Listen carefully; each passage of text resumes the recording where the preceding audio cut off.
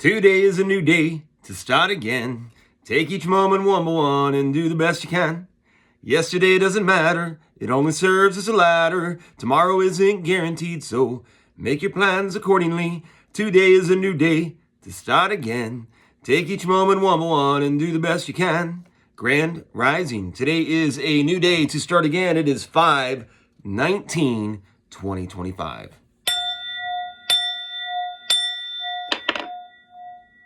Saw a couple old friends last night. It's so strange to see people at sporadic points in your life, especially old friends, because you have a strong foundation of time that you spent with them.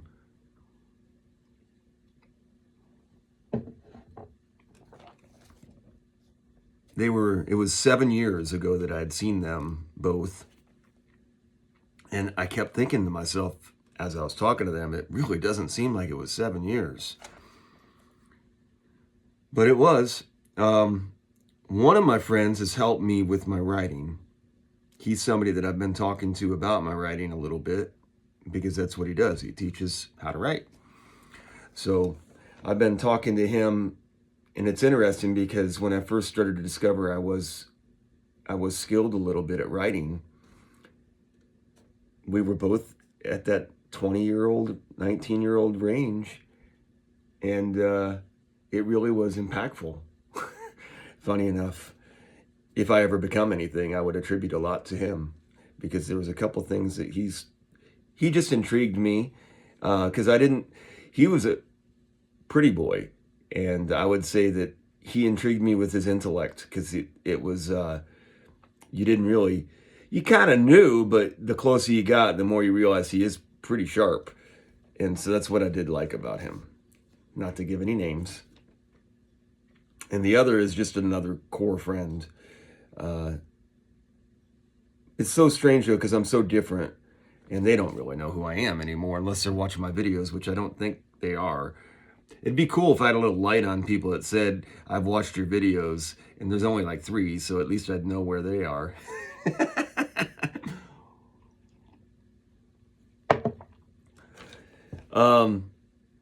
But I put all my stuff out there, so I'm a little bit vulnerable to the world, because if you want to, you can pretty much know anything you want to know about me for the last year and a half anyways. I am so different though than I once was, and there's a lot of drinking involved still in different situations like that, and I don't drink, so it is different.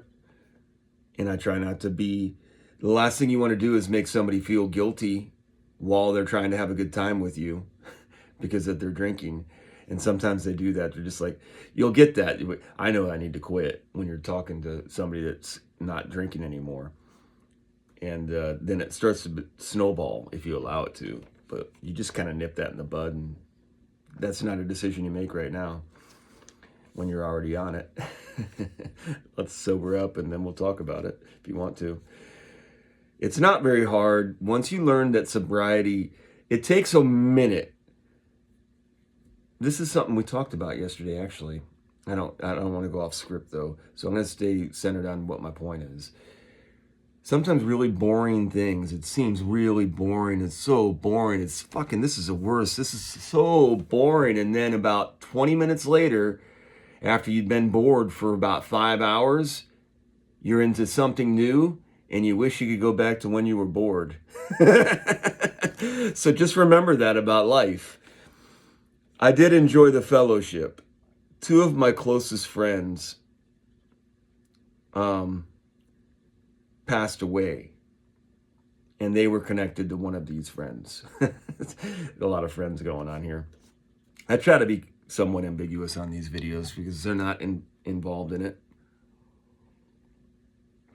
It's kind of a difficult thing to talk about yourself and try not to bring other people in it too much. And I think it's important for me to do that for some reason. So I've been trying to do it. Whatever. It's vague. I think I'm giving archetypal stuff. Anyways, so the one friend I was telling you about is the guy that helped me with my writing. The other friend there was the youngest brother of 2 people that were really dear to my heart that I knew really well.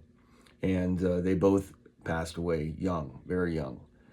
And this the youngest sibling of these two, has just turned out to be a model of perseverance.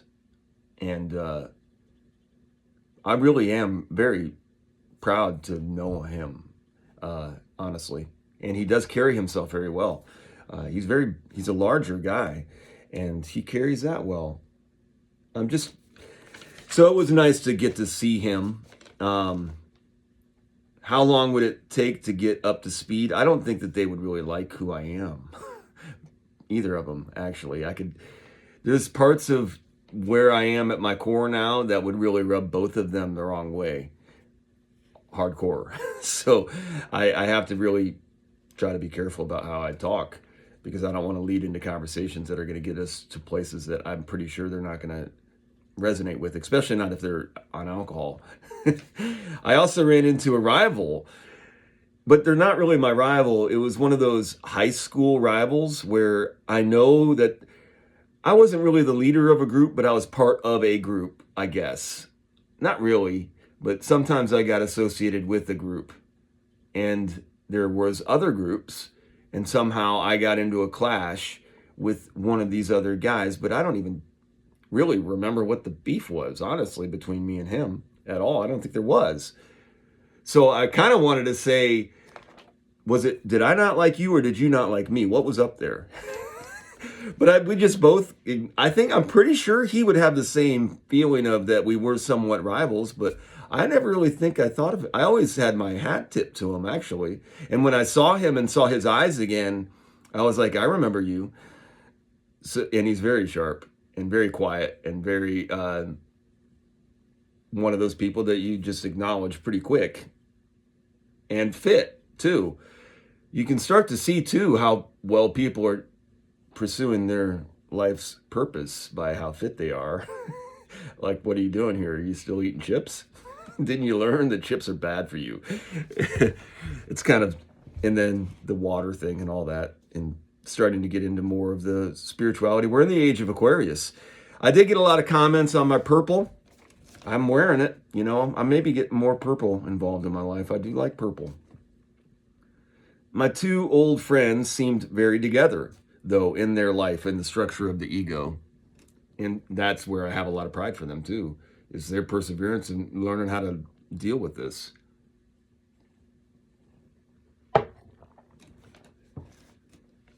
I hate trying to sidestep my story of the deadbeat dad. It's really tough. And then people start telling stories, because everybody's got a story about divorce, because everybody's got divorce involved in their life and you just hear the piece of shit dad thing, talking about other dads that are no longer in the picture. And, I'm in my situation, and anyone that defends a deadbeat dad will find themselves on the bad end of an argument. Like, if there's a group of people and you're doing pretty good in it socially, and you want to isolate yourself, stick up for a deadbeat dad. That's where you'll start to you want to tarnish your social status. One of the other things I saw yesterday, or I witnessed, was there was a guest that was in our store that treated me very rudely. And I just think that part of our problem in our society is unchecked rude behavior. And so much of me, I have this righteousness that wants to flip that around, because it really does irritate me. And I think it's one of the biggest problems in our society is people that have social status due to their employment, especially if they're government employed, and this weird kind of morality that they feel like they have over service people. And it's insidious. And to me, it is one of the deepest, darkest. The problem when things go unchecked is it's bad for the person also that's being unchecked, because they're being allowed to do something that's really detrimental to themselves. Like, if I ever bumped into that person again in a different setting where the cards were in different places, it would be not good. And just the lack of appreciation for what you might be is just. But at the same time, we all have our own place, and you must play where you are in your place. So you just segue your thoughts, because you can get in these thought cycles. Once the interaction is over, let it be done. It's that old adage, I might as well do it now, where there's I think it was described as a priest and a sage, and they were standing by a river, and there was an animal, a baby fox, that needed to get to the other side of the river. And for some reason, they were able to communicate. I'm making this up as I go, but I'm going to give the general premise. So essentially, the sage picks up the baby fox and helps carry it across the river. And they get to the other side, and the priest is with them. And the sage lets down the fox, and the fox goes off on its own. And as they walk away, the priest was like, "Why didn't you try to caretake for this fox?" And the sage said, "I did what I was supposed to do. I brought the fox to the other side. It's a baby, it'll figure it out. Mom will find it. That's what it's wanting to do." So this is terrible. It's totally not the story. But in the end, so as they're walking away, they go along their business, and the sage and the priest keep walking along. And about 2 hours later into the travels, the priest is still going on about how the dang fox might be in trouble and all this is going on. And the sage just looked at the priest and said, "I picked the fox up and allowed it to get to the other side so that it could find its family, which is what I was supposed to do. And then I let that go because that's what I was supposed to do. You've carried that along this entire trip from there. So who is the one that is suffering here?" And that is like so impactful to me. It was really, I think, about a little girl or something. I can't even remember exactly how the adage went, but it was very impactful for me when I learned it. I wish I could have conveyed it better here, but what I try to do is bring all of those kinds of things into my play as I move forward. So in the situation where I am there, I wish I could have planted another seed. That is my one. If I could have figured out a way to plant a seed with this lady, that she would have understood. She did have one tone change where she said she was sorry, but I don't know that she knew what she was sorry for. And then she went on and buttered into a different conversation. It's very bully-like, and it's by somebody that I think walks around claiming to not be a victim, but be a very responsible person that's used very well their lifestyle to do what they needed to do to follow the rules. And I just know that and I know I'm bringing a bunch. It doesn't. You don't get to act like that, no matter who you are. If I held court, how long would it take for me to clear the room? It's that Liar, Liar movie with Jim Carrey. If we all really started to walk around and actually talk how we should talk in some cases. If you present me with behavior that is contrary to what I believe should be allowed, it is my duty to call that behavior out as a person or as an entity in the situation. But it just causes disruption. And sometimes the problems are so deeply ingrained into the foundations of our society, it's literally built that way, that what are you fighting against? You can't fight City Hall. You ever heard that one? You can't fight City Hall. So why fight it? That's why all these people tune in, turn on, and tune out, or whatever the heck it's called, the Timothy Leary thing. You just don't have to use LSD. That's where it got lost. There's all of these great righteous movements that take us to places. Overindulgence is the one thing that you have to really be careful of. Anyways, if I sing and even dance a little, I can entertain. How cool are my friends, though? That's one thing I walked away from. I'm like, I got this one guy that's in his own band. He's got 2 daughters. He's being a great dad. He's a writing professor kind of guy. He's chasing his dreams and doing a really good, stable, strong job. And he's a rock star marriage, and really just a pillar of what I would like to embody. And that's one of my friends. Not on a large scale. I kept trying to pump him up because he showed me a video of his band, and I just thought it was really cool. And then I was trying to get to how many people are following them around, and I thought it was funny because he did downplay it. But he's cool regardless of how many people are watching. And it's your friend that's doing it. So that's kind of cool to see. And then my other friend is just this perseverance guy that's just a pillar of strength. Really cool to be around it. So I just try to interact and do my best to kind of be there for a few minutes. And I think it's important for me. I'm a in and out kind of guy. I think too much of me is probably too much for anyone. So I've been trying to use that to the best of my abilities, but I can get in there and really have nice moments. You try to, the part of the Tao Te Ching is you're supposed to take life so serious that even mundane moments, this wasn't mundane, but that's how you're supposed to treat it. Like when you really get zoned in, and you should try to be zoned in as much as you can. The funny thing about following the Tao, though, is you're not supposed to concentrate on following it.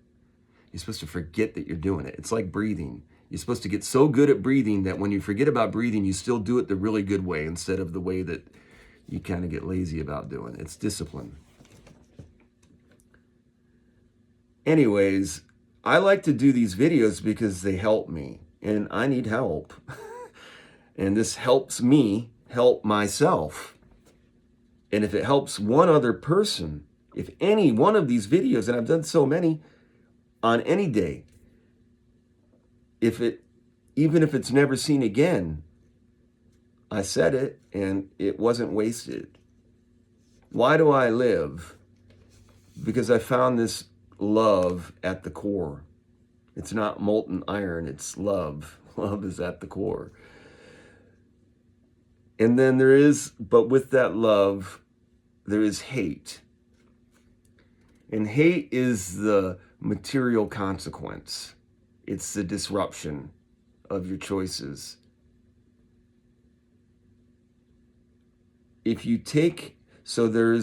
When I hate, what you're supposed to do is turn the other cheek. If you take my eye, yours will be taken. Not in redemption from me. I don't have to do anything, but in law, an eye for an eye. It's just how it is.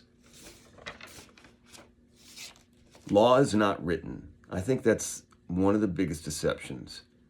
What we have to really understand is the words. These things that are chiseled into stone are descriptions still, even chiseled into stone. Just because they're physically chiseled into stone, it's still a description. They could have been off their rocker who was writing this. It could have been some guy with a purple shirt that doesn't know nothing about nothing, that just wrote some stuff and we've attributed things to it that it is not. It doesn't matter regardless, is what I would say. It's still description. We redefine law, or actually they redefine law, whoever they is. To this day, do you know what percentage of Congress in the United States of America are free, what is it called? A democratic republic is what they would try to call it. It's a republic. Whatever these words mean, none of them are very, and we feel like this Constitution has some kind of protection. But anyways, let's get into the verbiage of it, because what lawyers essentially are, they are wordsmiths, because that's what law is in our written form. So that's what these people are. They learn how to, and they really are programmed, because lawyers go through law school and you have to do all these things to get certified. But do you know what percentage of the congressional people that we have as our caretakers of liberty in the system? You know what percentage of them are lawyers? Your awareness of your consequences for your actions is what hell is. That's what I would say. when you become aware of the consequences for your actions, when you feel the repercussions for the things that you have done wrong, that is what hell is. It's hot. It's like, it's whenever you get just full of shame and this, like, it is very uncomfortable. And I think that is what hell is. You can't even find coolness in a cell. You're just completely distraught. If you don't believe in heaven, or if you don't believe in hell, then you have nothing to worry about. But if you do, there is a different way that you live your life. Who is king? King is a big word. Who is king? You hear that Jesus is king. Who is king of your kingdom? It's your kingdom. I have my kingdom. I was going to say a bad word. Different people have their own kingdoms, and we kind of have to live under others' kingdoms in one way or another. That's where our consequences come from. That's where hell comes from, is other people's kingdoms. But if we can find our way to live in our own kingdom, which is our temple, that's where it really comes down to. I think when you get to your core of what that love is, it's the self-love. I'm only going to take in things for me that is for me. So when you get into the jail cell and the handcuffs and the straitjackets and the rubber bullets and the tasers and the tear gas and the cold automatic gates and the clock and the drugs, are we still the highest incarceration rate in the world? I think it's like in the world's history of what we have, if you want to call it history. Interesting. What was that for, too? That was the war on drugs, right? Is basically the reason why our incarceration is so high. Are we still in the war on drugs? War is war. Here's what I'm going to do. I got 2 days off. I got a very limited budget. I'm going to break down my budget, and I'm going to treasure hunt for my daughters. I have some ideas. I don't have very much funds, but I'm going to use my best of my abilities for the next 2 days to try to find them some things that I can bring with me when I come to visit. I'm looking forward to having a nice adventure. So I have basically 2 days to prepare, and then I go back to work, and then I'm going to be going on my little adventure to see my daughters. And I'm very excited about that. We have these different moments in life, and I have a moment coming up that I'm going to put a lot of intent into. I don't get as much time with my girls as I would like, whatever time is. I must make my moments impactful, but you can't try too hard. So I'm going to use the Tao. If anybody understands what the Tao is, I learned that from the Tao Te Ching, what I've understood of what the Tao Te mean. And it's basically just going with the flow, but also doing your best in each moment. So it's going with the flow, but do your best. So it's a little bit of both. It's be the hardest worker, but do it in the best way. And sometimes that's off in the corner, digging a hole when everybody's like, what is he doing over there? And you just are like, guys, I got it. I'm fine. And the next thing they know, you've got a whole section cleared out, and they're like, oh, that's what you were doing over here. Thank you. And then you're like, I appreciate that. New Day to Start's a song I've been singing every day, and it's been working. I got a flat belly, and I've got a really strong upper body. But what I've really been working on that nobody has seen is my core right here. So what you do from that point is you just walk in the room, and people are like, something been going on there. Allow things to happen. Use my intent. Choose to wear purple. I made that choice. You can change a stranger's life in one little moment. So I got yoga today and tomorrow. I really do enjoy this. I've been enjoying these classes. I'm getting to know people that are very different from me, and I've been trying to allow that to happen as well. That's been nice. I think if you just naturally allow things to progress the way that they should, they start to progress how they should. And I think that that's really nice. I like that. And I do like the consistency. I haven't had a lot of really good public interaction because I am so guarded, because I feel like I've been ostracized so hard just by me being me. So I'm really just trying to figure out how to be me with a purple shirt on. And maybe I'll be a little less intimidating. Anyways, I like the idea of being frugal, though. I am more excited about taking this adventure because I have to prepare more for it. I have preparation, and I really get to try to put intent into one or two things as opposed to just being lazy about it and throwing things at it, which is what I kind of did sometimes just to show off that I'm trying to be a good dad. So, and not make it about me. But I also have to clean my house. That's really important. I have been doing really things well, though, other than I should deep clean better. I do things just good enough to keep things afloat, but I really should just, I could only, in sales, when you're learning a sales process, you start to learn how to find different moments where you can tweak your presentation that help you increase your closing percentage in different scenarios. And if you as you do it more, these things come more natural to you. You just know how to play your verbiage better so that you can flow better into a better reaction. It's weird, but as you do it more, you start to learn those kinds of things if you're alert. And I think it's really important to take notes of those things. And so I don't know where I was going with this. But that is, so like while I'm doing my cleaning or my day-to-day operations in my house, I've been doing a couple other steps that are really easy steps that if you just follow through one more thing, it builds on itself. And instead of walking around a dirty house, you walk around a clean house. Just from one or two different things that you add to your daily routine. As you chop wood and you go get water and chop wood and go get water, do the things that are necessary for you to keep your day-to-day operation moving along. As you get better at doing those things, you free up more time and you are just much more comfortable. The more comfortable you are in your area because you have plenty of wood chopped and you have plenty of water purified, you're ready to go for circumstances. And if people are in need, you are able to help them.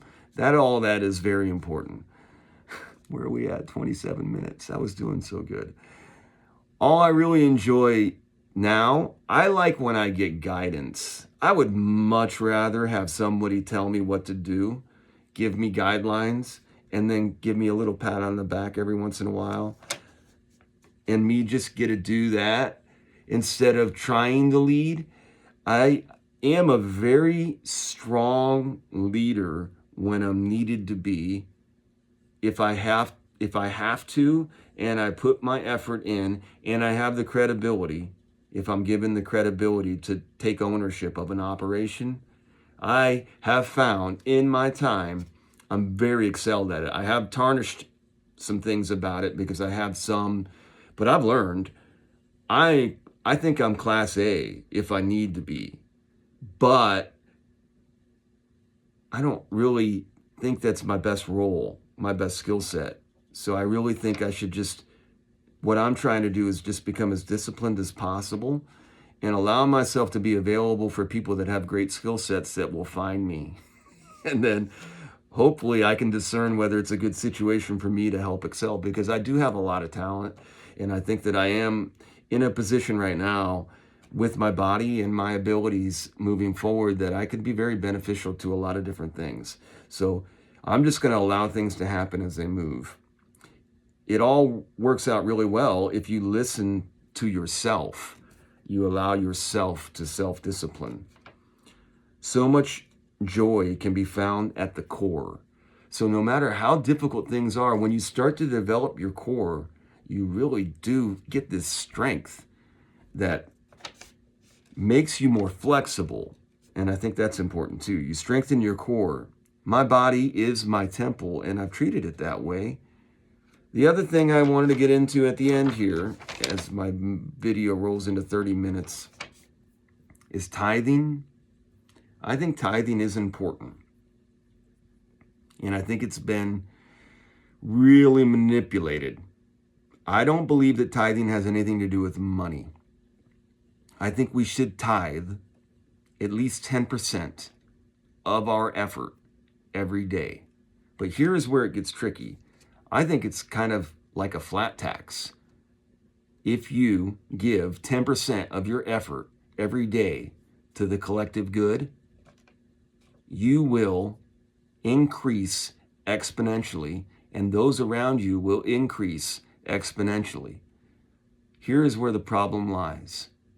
As you do that, your abundance will become, because of how you are operating, so large that as you get that abundance for social status of what, and your own internal, what you should be giving back to everyone else, because there are a lot of lazy people out there, you start to scale back your 10% because you're still given so much more.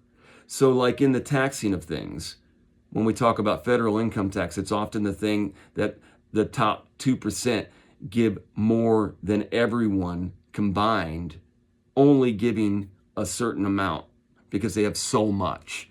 And then people say they should give the same amount and everybody else should give the same amount. And actually that is true. Everybody should give 10%. But it's not your money, it's your effort.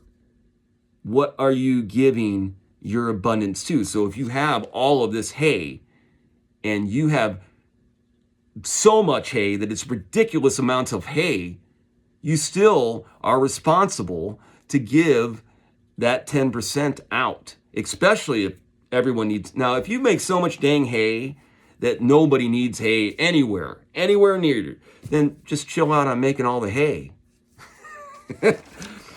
You're good. We got plenty of hay, man.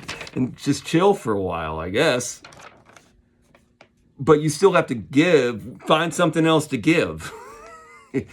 That's what it's all about, is you are supposed to give what you've gotten. At least 10% of that. You don't want to give more. You don't want to put yourself into a position where the lazy people are taking advantage, for sure. But you still, and I think that's the biggest problem with our society, is people get to this point where your median income of a family is like $75,000 for the household, and you have this budget all put around that, and that's what we call the median. But the problem is there's a big difference between medium and average, the way that they do these things with mean and median, and there's a lot of different ways that these numbers are computed, and none of that really freaking matters anyways. Some of these school teachers and bus drivers are already doing public servitude. And then some of these people that are reaping ridiculous wealth are off of nefarious activities. I mean, most of it's dark money, and really it's hush money. So tithing has nothing to do with money. And if you are putting your soul to how much you tithe, first of all, if you are tithing, you should do 10%. And if it isn't your money, it should really be your effort. Because somebody that gives $1,000 that has billions to somebody is nothing compared to somebody that gives the last 87 cents they got in their wallet. I mean, the person that has $1,000, they don't even see 87 cents. I think that's where we're at. But they see effort for sure. And then they learn from that. The effort's really more powerful. They watch that guy pick up that bum, cleans up around the park bench and keeps it really straight and takes care of his stuff, gets to stay there longer. Have you ever seen that before? If you really work on the area around, people will let you get away with some stuff if you're a good Samaritan. I hope everybody has a great day out there. Do great, be grateful. I can't believe how long these videos are. I really am trying, but it is what it is. These are what they are. I really like doing this one. And I'm really going to enjoy my 2 days off now because I've got all this off my chest. I hope everybody has an awesome day. Be grateful. Give at least 10%.